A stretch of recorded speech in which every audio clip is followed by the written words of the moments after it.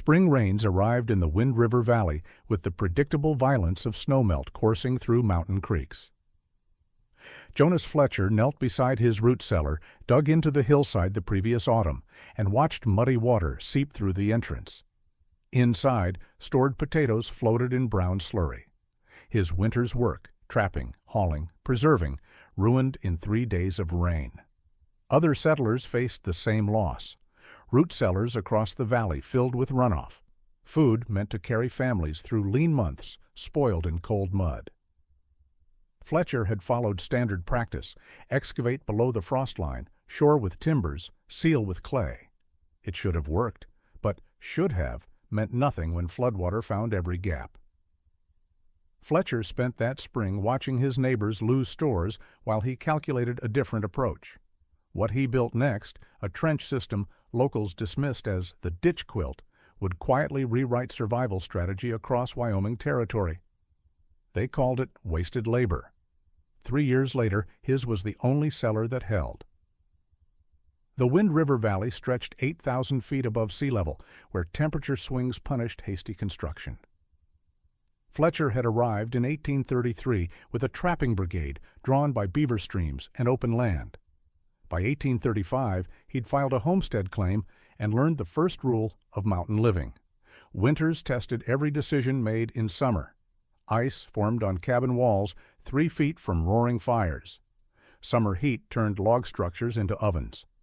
The standard cabin design, logs stacked tight with mud chinking, worked adequately in milder climates. In the Wind River Valley, adequate meant suffering. Fletcher's first winter taught him about thermal mass and insulation. His first spring taught him about water. Snowmelt turned every depression into a temporary lake. Creeks jumped their banks.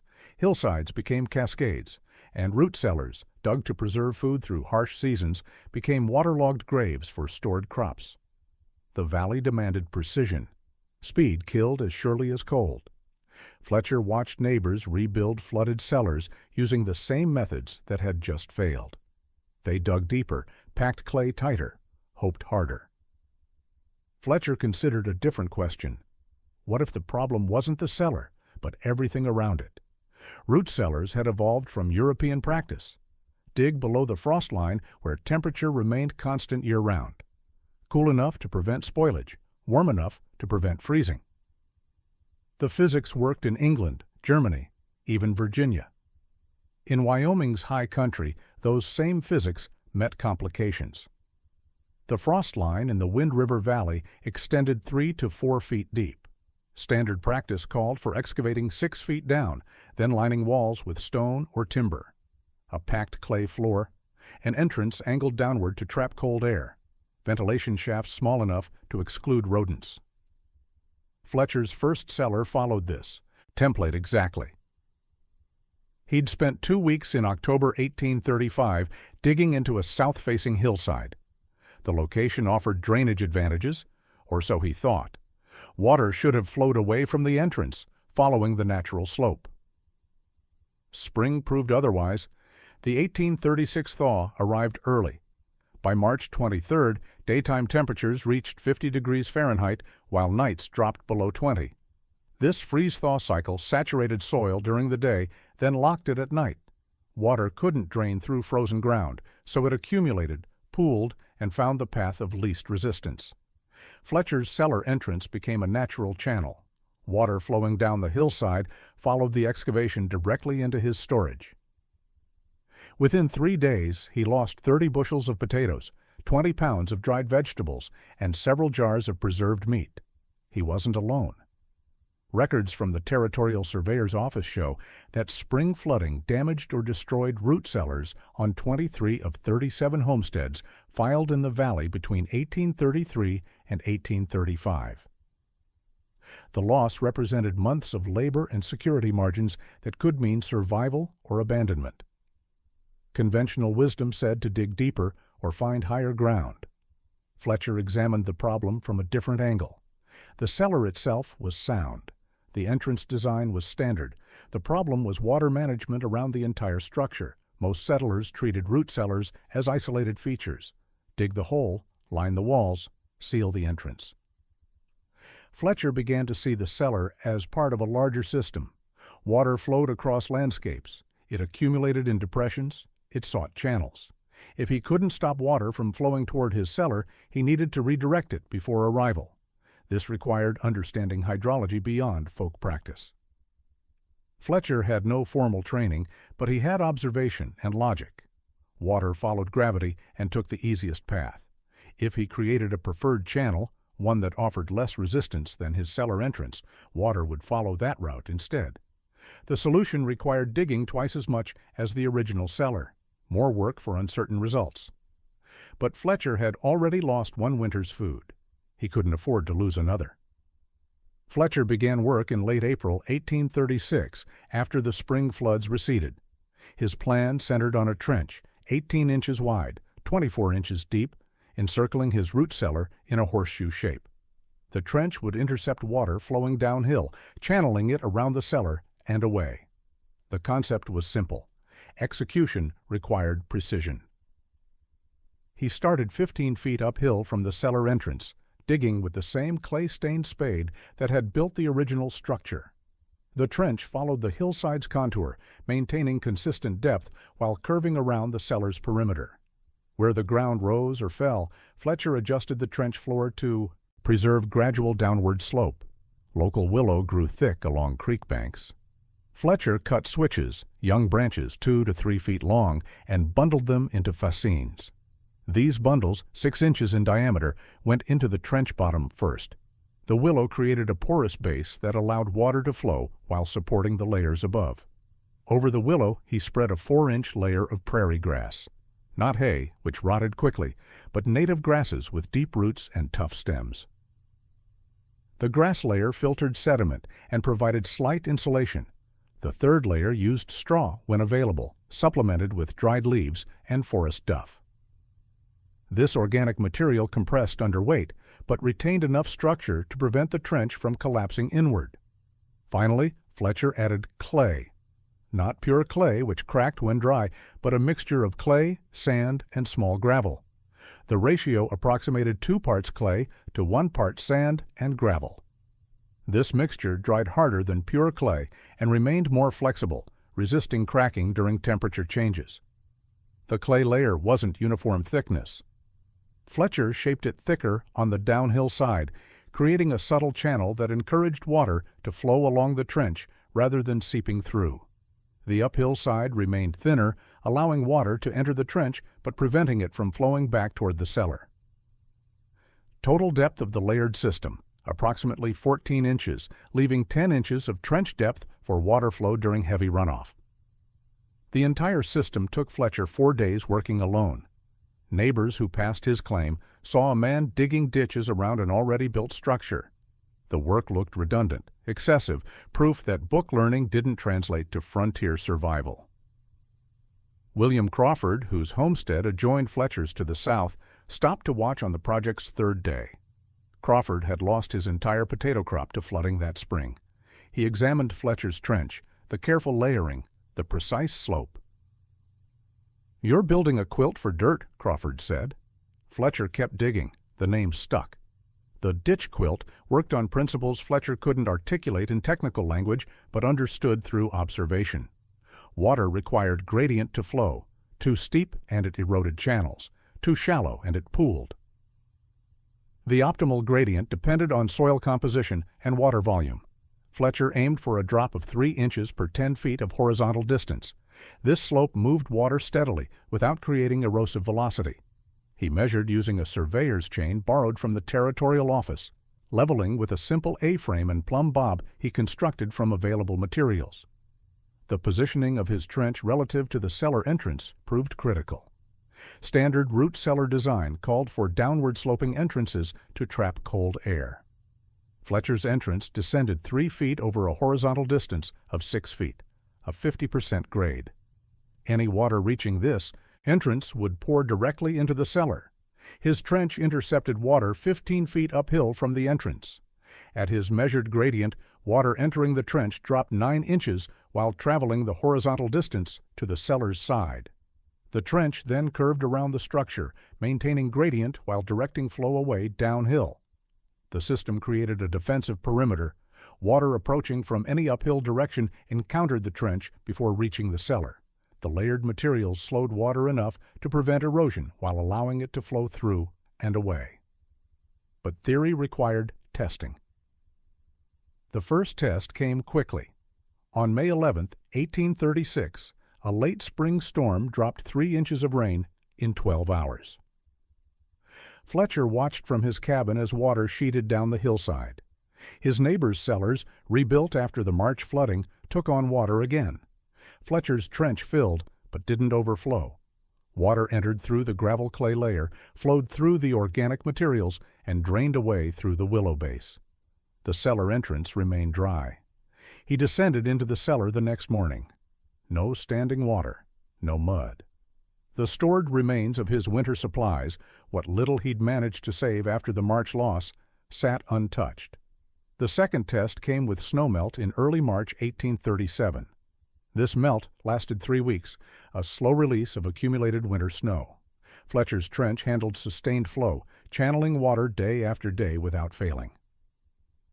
By late March 1837, when his neighbors were losing a second year's stored food to flooding, Fletcher's potatoes remained firm and dry.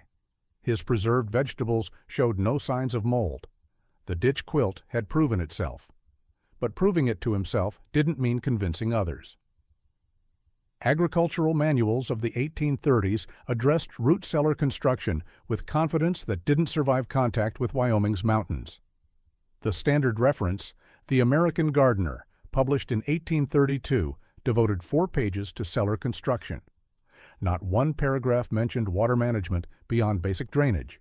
The manual assumed certain conditions: consistent rainfall patterns, gradual seasonal transitions, frost lines no deeper than 30 inches. None of these assumptions held true in the Wind River Valley. Settlers arriving with these manuals faced a choice: follow established practice or adapt to conditions. Most followed practice. The manuals represented generations of accumulated wisdom. Departing from that wisdom felt like rejecting knowledge for guesswork. Fletcher had brought his father's copy of The American Gardener from Kentucky. He'd followed its instructions exactly when building his first cellar. The failure taught him that published wisdom, however authoritative, couldn't account for every environment. This created tension in settler communities. Those who had succeeded elsewhere arrived confident in their methods. Those who failed were assumed to have implemented poorly, not that the methods themselves were insufficient. When Fletcher began sharing his ditch quilt technique, he encountered this resistance. The conversation typically followed a pattern. A settler would examine the trench, note the labor invested, calculate the time cost. 4 days digging trenches meant 4 days not improving buildings, not clearing land, not establishing farm infrastructure. The return on investment seemed poor. Fletcher would explain the flooding losses, the stored food preserved, the security of knowing spring wouldn't erase winter's work. The settler would acknowledge the benefits, but question whether similar results could be achieved with less effort. Some tried compromises. They dug trenches, but skipped the layered materials, using only clay.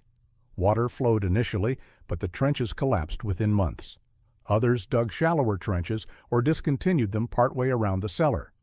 Partial systems provided partial protection, which meant ongoing losses, just reduced ones.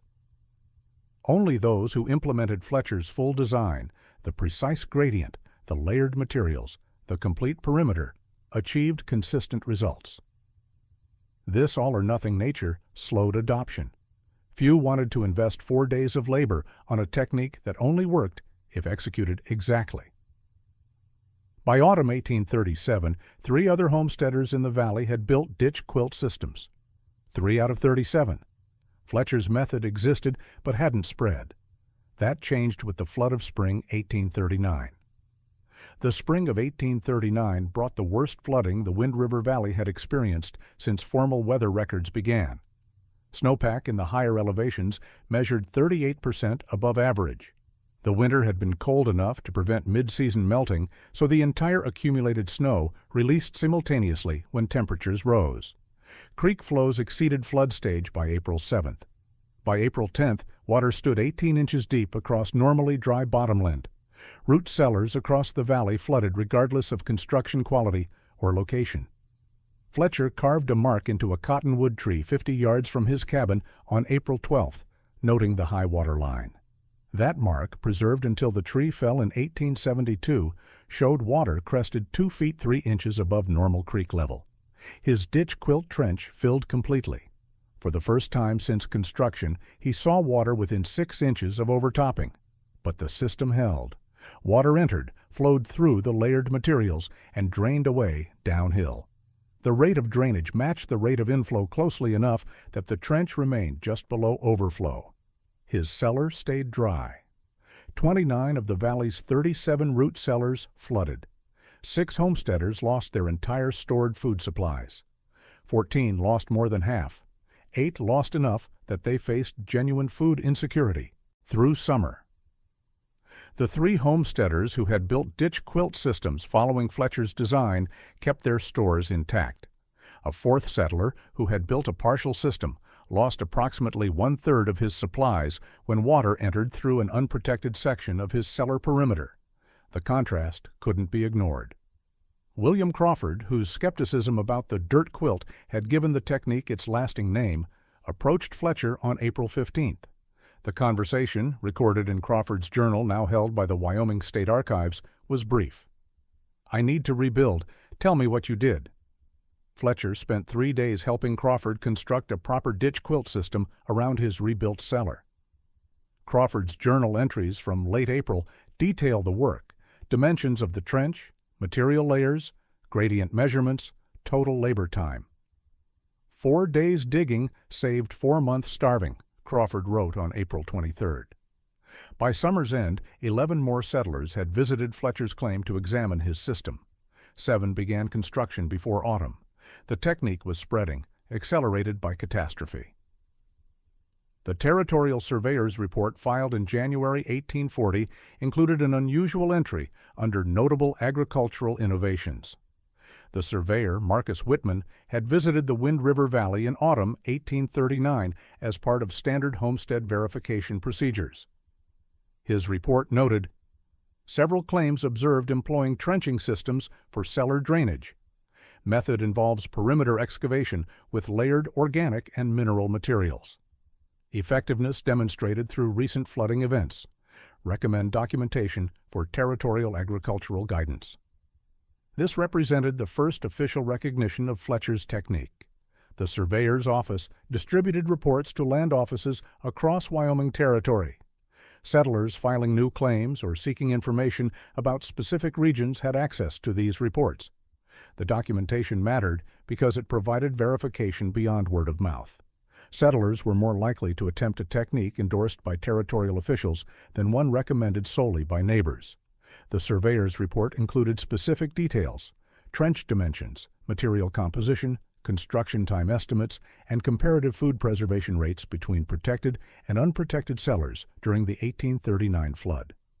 Cellars utilizing the described drainage method maintained dry conditions during flood events that compromised 78% of standard cellar construction, the report stated.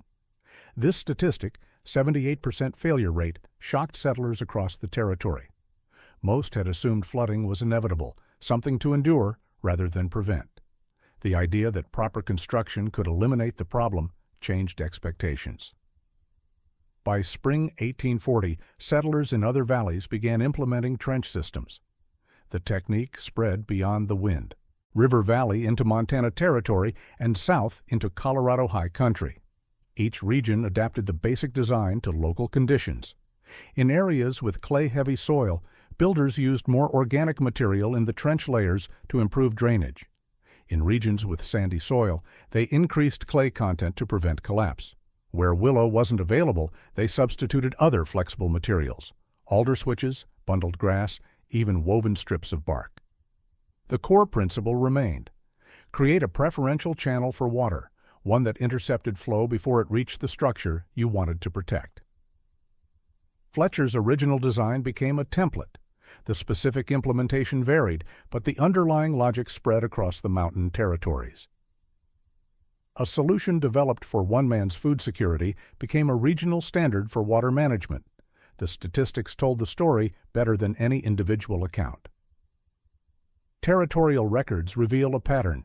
Between 1833 and 1838, 34% of homestead claims in Wyoming's mountain valleys were abandoned before proving up. The 5-year residency requirement meant settlers had to survive 5 growing seasons to gain full ownership. Many failed. The primary causes: inadequate food storage, structure failures, inability to sustain themselves through harsh seasons. Root cellar flooding contributed directly to food insecurity, which cascaded into claim abandonment. After 1840, abandonment rates in regions with documented ditch quilt adoption dropped to 19%. A 15 percentage point decrease represented dozens of families who stayed rather than left.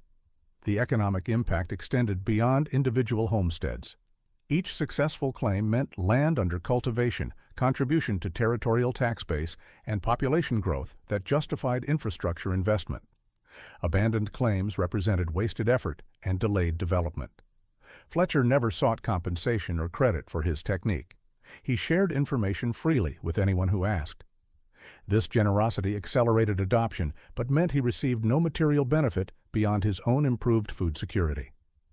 By 1843, when Fletcher left the Wind River Valley to guide wagon trains along the Oregon Trail, his ditch quilt system had become standard practice throughout Wyoming Territory.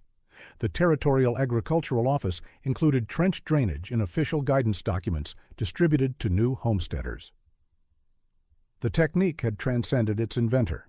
Later adaptations expanded the concept beyond root cellars. Settlers used similar trenching to protect wells from surface contamination, to manage runoff around cabin foundations, and to prevent erosion on cultivated hillsides. The same principle, intercept and redirect water before it causes problems, applied to multiple situations. Indigenous communities in the region had used related techniques for generations, though not specifically for root cellars. The Shoshone employed drainage trenching around semi-permanent camps to prevent standing water. Fletcher's innovation wasn't creating something entirely new, but rather adapting a fundamental water management principle to a specific European-style structure that otherwise didn't work in mountain conditions. The cross-cultural knowledge exchange, rarely documented in formal records, appeared in the increased success rates of homesteaders who learned from native communities in addition to European agricultural traditions. The spring of 1841 tested the ditch quilt systems more severely than even 1839. Snowpack reached record levels. When warming arrived, it came rapidly, temperatures jumping from below freezing to 60 degrees Fahrenheit in 72 hours. The sudden melt created flash flooding, creeks jumped banks, hillsides shed water like vertical rivers. The volume overwhelmed most drainage systems. Territorial damage reports from May 1841 documented losses across multiple valleys. 23 cabins sustained flood damage, 47 root cellars flooded. Crop losses exceeded 40% of stored food in affected areas. But the statistics showed a clear division. Of 68 root cellars employing trench drainage systems, only 4 flooded, a 6% failure rate. Of 92 cellars using standard construction, 70 flooded, a 76% failure rate. The 4 failures among trenched systems all resulted from incomplete implementation.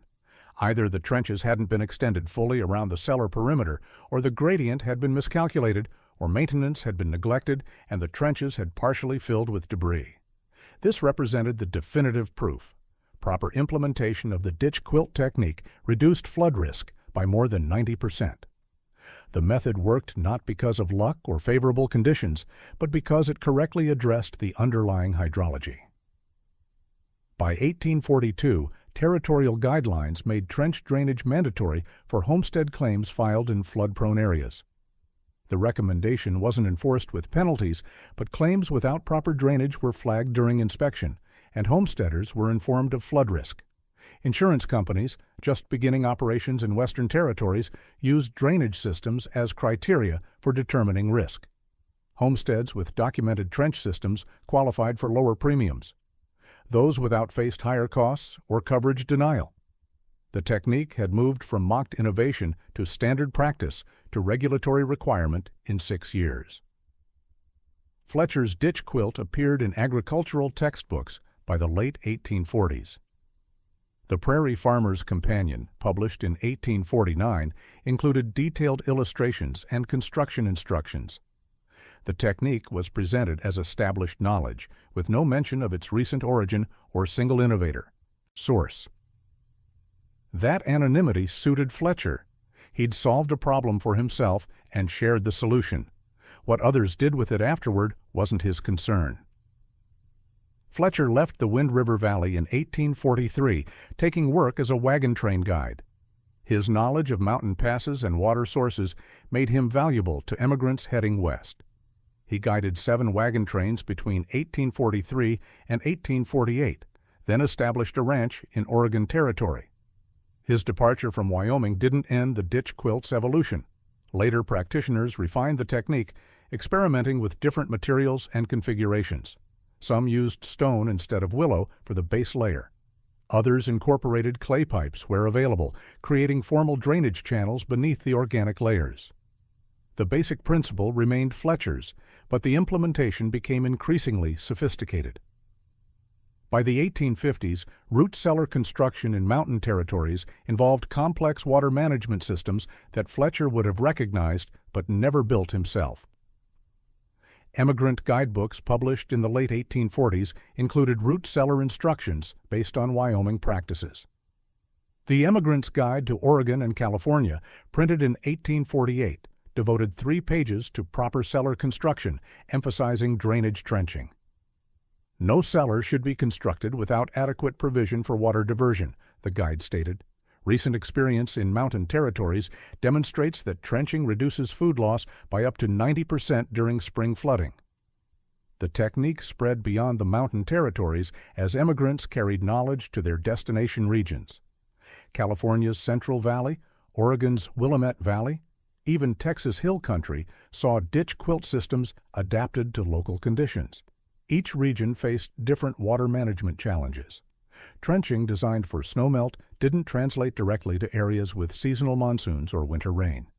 But the underlying concept, manage water before it becomes a problem, remained universally applicable. By 1860, the ditch quilt had effectively disappeared as a distinct technique. It had become incorporated into standard practice, a fundamental part of how food storage structures were built in challenging environments. New settlers learned trenching as basic construction knowledge, unaware it had once been controversial. Fletcher died in 1881 in Oregon. His obituary mentioned his work as a wagon train guide and his ranch. It made no reference to root cellars or drainage trenching. The contribution that had saved dozens of families from starvation was invisible in his public record. The Wind River Valley saw renewed development in the 1960s. A highway construction project required archaeological survey of historic homestead sites. One site, corresponding to Jonas Fletcher's original claim, showed unusual features. Survey crews found the outline of a root cellar, including a trench system still visible after 130 years. The layers had compressed and mixed, but the basic structure remained identifiable. Willow fragments, charcoal from prairie grass, clay deposits arranged in deliberate patterns. The archaeological report noted, "Evidence suggests sophisticated understanding of hydrology and drainage engineering. Construction quality exceeds typical homestead-era work. Purpose-built water management system indicating knowledge of erosion prevention and flow control." The site was documented, photographed, and partially excavated.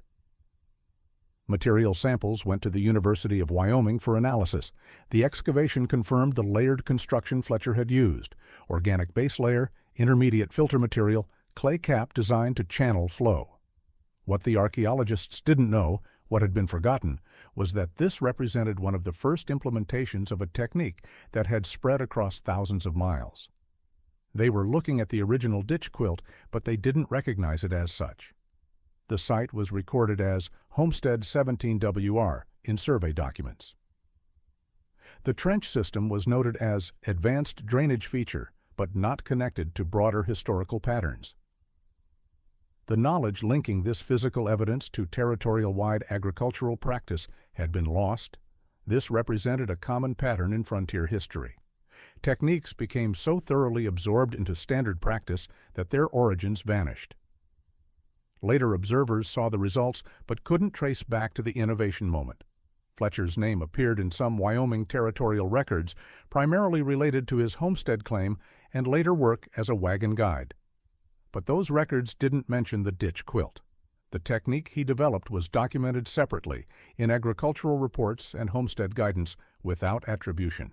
The connection between Fletcher and the technique exists in scattered sources: Crawford's journal, territorial surveyor reports, a handful of letters, but was never compiled into coherent historical narrative. Until now, the story had remained fragmented across archives, waiting for someone to assemble the pieces. In 2008, the Wyoming Historical Society filed an application for a historic marker at the site of Fletcher's original homestead. The application drew on archaeological evidence, territorial records, and surviving documentation to tell the ditch quilt story. The marker was installed in 2009. The text reads, "Jonas Fletcher Homestead Site, 1835 to 1843. Here, Fletcher developed the ditch quilt drainage system that transformed root cellar construction across Wyoming territory. His technique reduced food loss from spring flooding and contributed to homestead success throughout the Mountain West." The marker stands beside the highway, visible to passing travelers. Few stop. Those who do see a brass plaque and an empty hillside. The cabin is long gone. The root cellar collapsed decades ago. Even the trench, still visible in aerial photos, is invisible at ground level. But the technique persists. Modern sustainable agriculture advocates rediscovered the ditch quilt principle in recent years. Permaculture designers use similar trenching for water harvesting and erosion control. The specific implementation differs. Modern practitioners use different materials and incorporate additional features, but the core concept remains Fletcher's. Divert water before it causes problems. Use gravity and gradient to move it where you want. Build with layers that serve multiple functions. Simple, effective, and endlessly adaptable. Academic papers on historical agricultural technology occasionally reference the ditch quilt as an example of frontier innovation. Usually, these papers focus on the technique's spread rather than its origin. Fletcher appears in footnotes, if at all. This obscurity is fitting. Fletcher didn't seek fame or compensation. He solved a problem, shared the solution, and moved on. The technique succeeded because it worked, not because of who invented it. The historical marker represents an attempt to preserve what collective memory has forgotten. It connects physical location to documented practice, giving visitors a glimpse of how small innovations shaped larger patterns. Whether anyone notices doesn't change the fundamental truth. A man dug some trenches in 1836, and the ripples spread across a territory. That's the story. Simple, practical, and quietly profound. The Wyoming State Museum holds a small clay fragment in its territorial agriculture collection. The fragment, roughly 3 inches across, came from the archaeological survey of Fletcher's homestead site. Analysis confirmed it contained the characteristic mixture of clay, sand, and small gravel Fletcher had used. The fragment sits in a drawer with hundreds of other specimens. A handwritten label identifies it. Drainage clay, Homestead 17 WR, circa 1836. Museum visitors don't see it. Researchers rarely request it. The fragment exists in archival limbo, physically preserved but culturally invisible. Yet this clay represents something significant. It's physical evidence of a moment when observation, experimentation, and practical necessity combined to create lasting change. Fletcher mixed this clay by hand, shaped it into a trench, and unknowingly established a pattern that would affect thousands of homesteads. The broader implications extend beyond agriculture. The ditch quilt story illustrates how frontier innovation actually worked, not through dramatic eureka moments or genius inventors, but through incremental problem-solving by people facing immediate needs. Fletcher didn't set out to revolutionize root cellar construction. He wanted to keep his food dry. The technique spread because it solved a common problem better than existing methods. The spread happened through informal networks, neighbors helping neighbors, guides advising emigrants, territorial officials documenting effective practices. No patents, no formal credit, no commercial exploitation. Just knowledge moving from person to person because it was useful.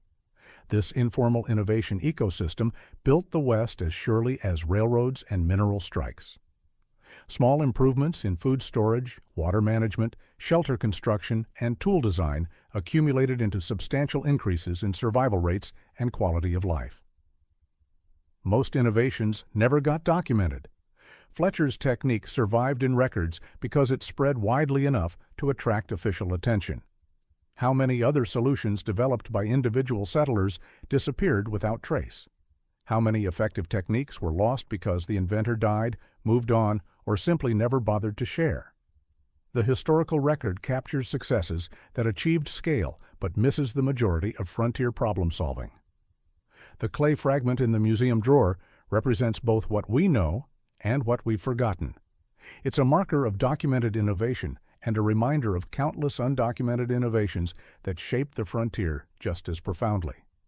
The Wind River Valley today shows few traces of homestead-era settlement. Modern ranches occupy land once divided into 160-acre claims. Cabins rotted or burned decades ago. Root cellars collapsed. Even the most substantial structures eventually returned to soil. But the knowledge persists. Wyoming ranchers still trench around building foundations and storage structures. The materials changed. Plastic drainage pipe replaced willow and clay, but the principle remains identical. Intercept water, channel it away, prevent problems before they start. Agricultural extension offices distribute guidance on proper drainage that would be recognizable to Fletcher. The terminology updated, the materials modernized, but the fundamental approach unchanged. Water flows downhill. Gradient determines flow rate. Layers serve multiple functions. Fletcher's innovation succeeded because it addressed real conditions with practical methods. He didn't need to understand hydrology theory. He needed water to go somewhere other than his cellar. The solution emerged from observation and experimentation, validated by results. This practical epistemology, knowing by doing, validating through outcomes, characterized successful frontier innovation. Theoretical knowledge helped, but wasn't required. Effectiveness mattered more than elegance. A crude solution that worked exceeded a sophisticated solution that failed. The ditch quilt worked. That's why it spread, persisted, and eventually became invisible through absorption into standard practice. Success made it unremarkable. Fletcher's legacy isn't a monument or named technique. His legacy is root cellars that stayed dry, families that didn't starve, homesteads that survived long enough to prove up claims. Statistical outcomes, not personal glory. The historical marker beside the highway acknowledges his contribution. But the real memorial exists in the persistent practice of trenching for drainage, in the knowledge that water problems should be solved before water arrives, in the understanding that 4 days of careful work can prevent months of hunger. That knowledge passed from settler to settler, guide to emigrant, manual to reader, generation to generation, carries Fletcher's innovation forward. The name may be forgotten. The technique remains. A man noticed his food was getting wet. He dug some ditches in a specific way. It worked. Others copied him. The pattern spread. That's the entire story, and it's enough. The clay fragments in museum drawers and the drainage trenches on modern ranches tell the same truth. Simple solutions, properly executed, endure.